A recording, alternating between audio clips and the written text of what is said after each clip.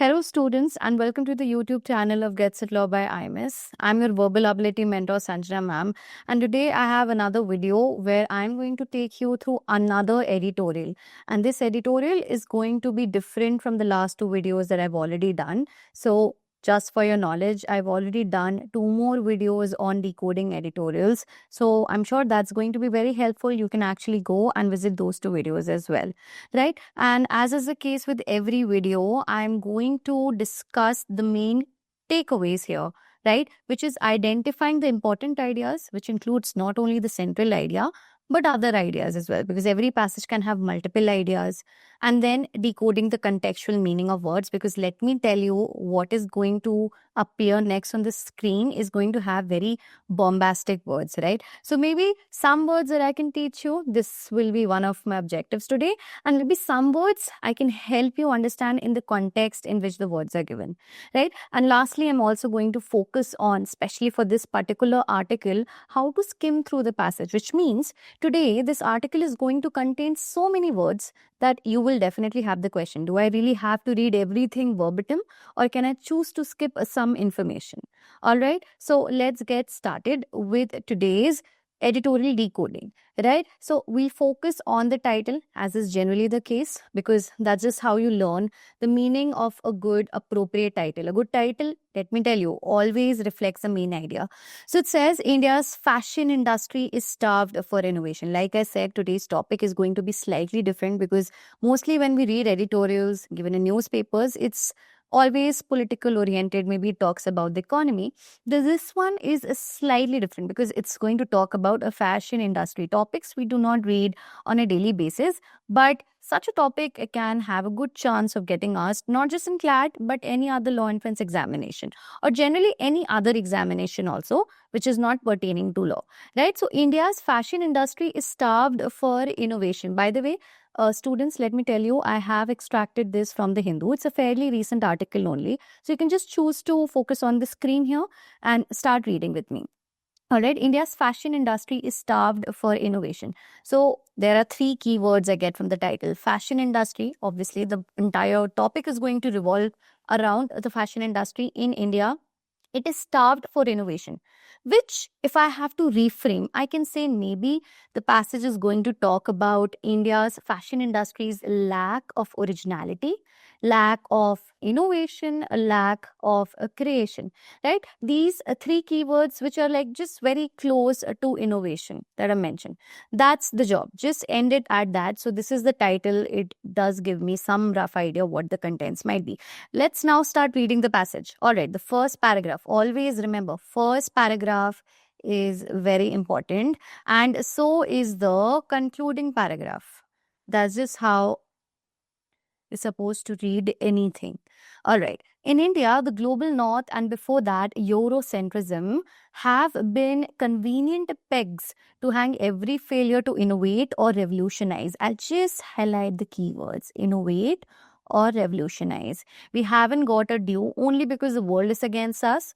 It always has been so. This persecution complex, again, another very fancy term which to a layperson might seem quite complexing, right? This persecution complex is a potent amalgam. Amalgam means coming together, right? And amalgamation is more like a combination of things coming together, right? So the persecution complex is a potent amalgam of the unwillingness to think beyond instant gratification. I have another word, instant gratification, and the colonial legacy of mass production for the mothership. Almost all of our industries ail from it, and fashion is no different. Now, before you jump the gun, let me tell you, it is not that difficult to decode the first paragraph. Now, my advice to students, especially when they come to me with this point in mind, that ma'am, I have gone through the passage, I read it, but I wasn't able to comprehend it because the words used was so floral in nature, right? They're very flowery. They're just very unique words I've never heard of before. So how do you expect me to make sense of the first paragraph? To which my reply is, in such a scenario, at least focus on that which you're able to understand. So from your perspective, I feel that the last statement of the first paragraph does make some sense, right? Which says that almost all our industries, including the fashion industry, ail from it. Ailing from something means suffering from it, Suffering from what exactly? And that problem is mentioned here. So let me break it down for you. Eurocentrism and global north. So Eurocentrism is something that is focused on Europe, to put it simply, right? So in India, the global north and before that Eurocentrism have been convenient pegs to hang every failure to innovate or revolutionize. Whenever the question of revolutionizing the industry or coming up with new innovations pops up, one common excuse that us Indians would give is that we can't do it because we are just largely influenced by the West. The West here includes the global north and Eurocentrism. Now, all of these points come in handy when you read on a regular basis, because that is when you're able to correlate different points with one another. Right? So every time we have to talk about innovation, of doing something different, of doing something creative, we tend to peddle this as an excuse, which is we can't do it because we are mostly dependent on the West for notions, for ideas, for designs, right? Because we are just so influenced by the global north and Eurocentrism, right?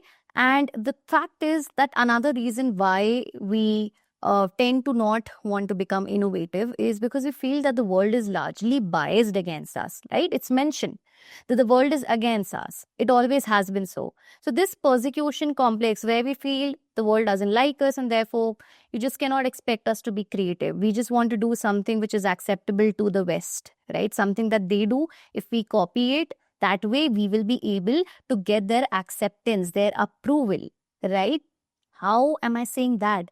Because there's this word, this persecution complex is a potent mixture or a combination of the unwillingness to think beyond instant gratification and colonial legacy of mass production for the mothership.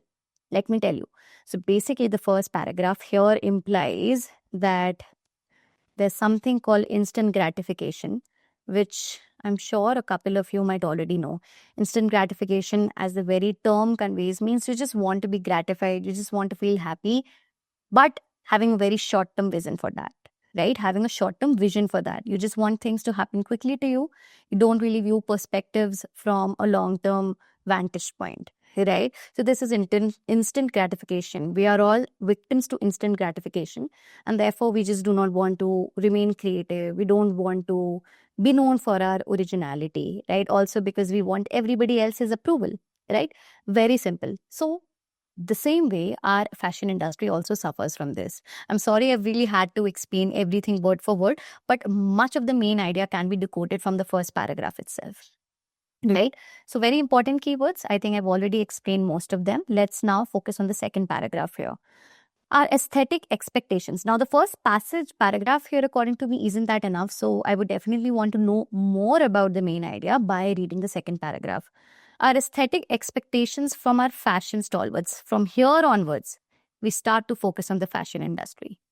Our aesthetic expectations from a fashion stalwarts are so low that even a change of format draws accolades, right? So we have just really low standards, right, to talk about aesthetic experiences with respect to the fashion industry. We just have low standards is what this means, right? Very simply put, right? I'm just breaking down everything into easy pieces for you to understand. This Gordian knot of subpar demand and supply in terms of innovation is particularly tragic in a country that gave the world some of the finest textile and embellishment traditions. Now, again, too many fancy words, ma'am. So, do you expect us to read everything or no? Again, you know what I am able to understand as well is that at a certain point in the world, here the author talks about India in a very positive light, that India is a country that really gave the world some of the best textile, fabric, right? And embellishment. Embellishment means decoration, right? Decoration traditions. So here she talks about India in a very positive light. When our A-list designers conceive new ideas, chances are that they are borrowed belatedly from their Western counterparts, which means we very often tend to copy ideas from the West, as simple as that, right? Whether it's the silhouettes, colors, or even the show choreography, the curse of derivative design. Derivative design means you're deriving design from somewhere else. In this case, you're deriving the designs, you're copying the ideas from West, right? So derivative design is upon us. The few exceptions in a fashion firmament prove this rule, right? And mostly they are the enfant terrible of the scene, right? So what the author is saying is that, however, there are some exceptions as well in the fashion industry, but They are also labeled as enfant terrible, which means, this is a French phrase, by the way. Enfant terrible is like when you are having very unconventional ways of thinking, very avant-garde ideas about something. So there are exceptions, is what the author is saying. But even they will not really find a lot of voice. And why I'm saying this is because when we read the rest of the paragraph, much of this idea will also be made clear to us, right? Again, that's it. A one-liner learning that we can get from the second paragraph, which is that at one point, India too was giving the world a lot of new things in terms of textile, in terms of decorations. But then again, we just tend to copy ideas largely from the West. Very simple. Let's focus on the next paragraph. All right. The behind the eight ball personality of the mainstream Indian fashion industry is all too evident. Again, behind the eight ball. Do you really have to know the meaning of every phrase? I don't think so. It's that important because we cannot be expected to know it, right? Because obviously the English dictionary is a big whimsical cauldron of so many words. So you cannot be expected to know everything. So I will at this point choose to chuck this statement. Only just wait for a question to pop up. Otherwise, I think we can just leave it as is. All right. Now, it has taken more than 2 decades from when pastels first made an appearance in lehenga couture. Yep, it deserves a separate category of its own to making them acceptable for a bridal lehenga. Designers cautiously pushed the pastel boundary. Now, this paragraph is an exemplification of the idea forwarded in the previous paragraph, which is that we tend to largely draw ideas from the West. And unless we get acceptance or approval of the public, we won't really feel risky enough to come up with new, innovative, creative ideas. And this example is given of that of a traditional Indian outfit called lehenga, right? So, how am I saying this? Is because it says it has taken more than 2 decades from when pastels first made an appearance. It deserves a separate category of its own to making them acceptable for a bridal lehenga. So initially the lehengas, when you read here, were all in red and just different hues of red and pinks. So coming up with outfits in a completely different color code was something of a novelty, and you couldn't just come up with it gung-ho unless there is widespread, right, acceptance of the same. So designers cautiously pushed the pastel boundary by giving us different occasions for wearing that outfit, right? Rarely a ceremonial piece for the D-Day. So it wasn't until some film stars decided to ditch the reds and magentas that designers got a shot of courage. So it was when some celebrities, right, it's mentioned, it was when some film stars decided to not go with reds and magentas that designers really felt the courage to come up with pastel ideas out in public, right? So again, you are not brave enough to talk about originality, is what we understand from the third paragraph, which is giving us an example. Very simple as that. Now, read further. This hankering for acceptance, right off the bat, you have your learning from the third paragraph. They've always wanted to feel accepted, the fashion industry in this case. This hankering for acceptance and accolades, wanting to achieve laurels, right, is design's Achilles heel. Achilles heels means something that is your weak area when ideally it should be strong. Fashion is at its core transgressive. Now, if I want, I can actually make a very good inference question. Which of the following can be inferred from the passage? Fashion at its very core is transgressive. Transgressive, the word appears from transgression, which means violating or breaking rules. So fashion is all about breaking old laws, coming up with novelty, coming up with newer ideas is what I understand, right? By definition, transgression cannot exist in the arena of exclusive clap, clap, kiss, kiss. Again, it's another phrase where if I have to decode it in the context, it might mean just getting everybody's acceptance. That's it, right? You have to be your own self. You have to be very original and authentic to its core and not just live a life of instant gratification, for instance, right? Now, again, some personality, some public figure has been quoted here, right? Who talks about fashion as a language that reveals meaning while hiding it in plain sight, right? Again, you don't really have to go into the binaries of this. Fashion theorists are also referred here, but you can choose to chuck this part as well, right? Now, I'm going to read further and see if this paragraph is important or not. We are fortunately somewhat redeemed by our diversity. The jadedness is when you feel extremely bored or tired of something, is sometimes punctuated by some radical and uncompromising experiments in form, material, style, and iconography. So in India, again, the author now switches the discussion in a more positive light, where she does talks about exceptions who have just very different, novel, maverick, unconventional ideas, right? Uncompromising experiments. Such designers, young and bold, are primarily from the non-lehenga landscape. They are mostly catering to different outfits, right? As simple as that, right? And when you read further, it says bridal lehenga, mind you, is a song of silence in Indian fashion that few can resist. This is not the space to name the names, but close observers of the fashion scene in India can easily guess. Again, this is too much information, maybe unnecessary information, maybe redundant information, but I don't feel it's important enough to focus on it. So, the only point that I understand from the next paragraph is that yes, we do have exceptions, right? But obviously, they do not cater to traditional Indian wedding outfits. Like all spaces, fashion is also deeply riddled with cliques and politicking, which means fashion also has its own cohort of cronies, people who just are very obsequious, who are just very subservient here, right? And why I'm saying this, I'll just explain further.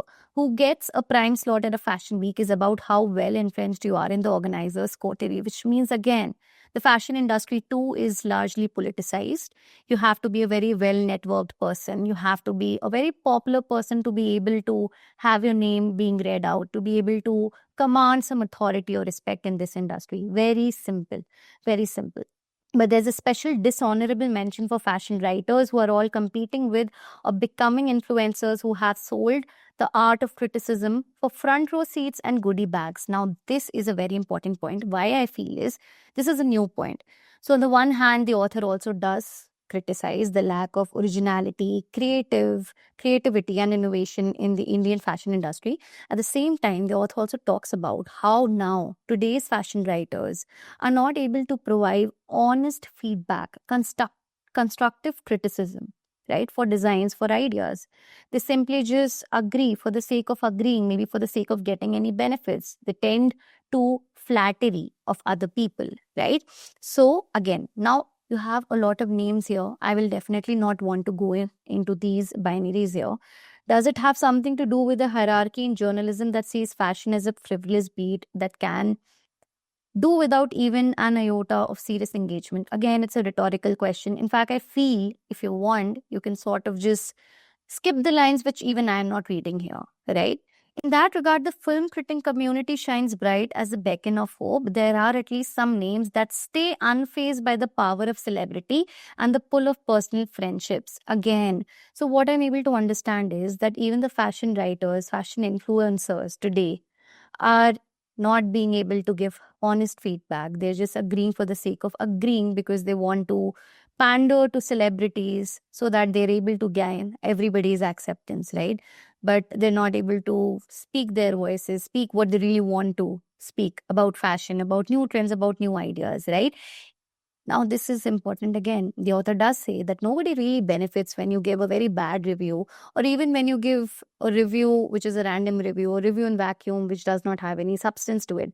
But an educated and honest appraisal is reviewing only, is the least that the profession demands again. At least what the author does expect is at least the fashion influencers should forward the right critique, right?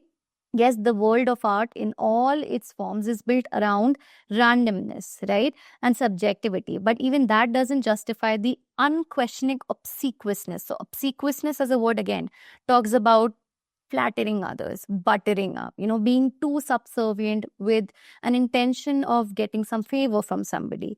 Right? It doesn't justify the psychophancy, another word for it, the unquestionable obsequiousness that permeates the writing of professional fashion writers. So the author now in the last paragraph renders criticism against the fashion writers because they are not objective in their feedback, right? It is a statistical impossibility that a designer will churn out brilliant, luminous, divine collections season after season. You cannot expect every designer, right, to keep on delivering great designs all around the year. There can be some minor fluctuations in the idea. Sometimes it can be good, sometimes it can be bad. So I'm reading between the lines if you're able to observe this. And why that happens is because when you actually practice a lot of reading, much of the ideas come in handy, right? It just becomes a very smooth flow of thoughts. We cannot relegate. Relegate is sort of just distribute the responsibility of demanding accountability and better performance to anonymous social media handles. Salute to a steady diet of criticism, but we deserve more. So, what the author is saying is that fashion writers also should now come forward and be very vocal, upfront about their opinions, their critique of fashion ideas, right? And not just agree with people for the sake of not being accepted in the fashion industry. Because obviously, again, here also it's slightly politicized. You have to be well networked, you need to have connections. At least this is what I'm able to understand. So broadly speaking, the passage talks about India's fashion industry, the fact that it lacks originality, there's a lack of creativity, right? It's risk averse. Risk taking is important, but the fashion industry doesn't feel so because it has become a victim to instant gratification and acceptance by the West, right? The fashion industry is also largely influenced by Western ideas, right? This is another, all of the keywords. Just see how I have these on my fingertips now. And the fact that the fashion writers no longer provide honest feedback. Most of them, not all, I'm not generalizing the statement, but most of them. This is a new wave of fashion writers, right? Who are obsequious in nature. So even though towards the very end, the author does say that we still have a steady diet of criticism, but we need more because we deserve more. Fashion also demands accountability. It expects that much. So I know this was a slightly different, very twisted editorial, something we do not read on a daily basis, but my intention was to come up with a new piece, right? So also because I felt that so many different inference-based questions could be fashioned out of it. So many different words we have studied today, right? There's a word called Eurocentrism, right? There's amalgam, there is persecution complex, obsequiousness is there, right? Just different words all throughout. But did you really have to know the meaning of every word? No. Did I really have to focus on every sentence? If you remember, I did not even talk about this because I know that it's not that important enough. Will that be important? Will be determined if we have questions on it. So the ultimate idea is you don't have to read everything. You only read for leisure if you have the time. Otherwise, suppose a passage of this nature is asked in your exams, then you know how to read it, right? Just cherry pick important information. And this also, by the way, students, comes with practice. When you practice, you can intuitively sense which statement is important and which ones aren't, right? So I hope you have understood everything properly, right? If you like the video, do let me know in the comment section. To know more about us, you can connect with us on the social media platforms. We're there everywhere, right? On every social media platform. Thank you so much, everyone. Have a great day.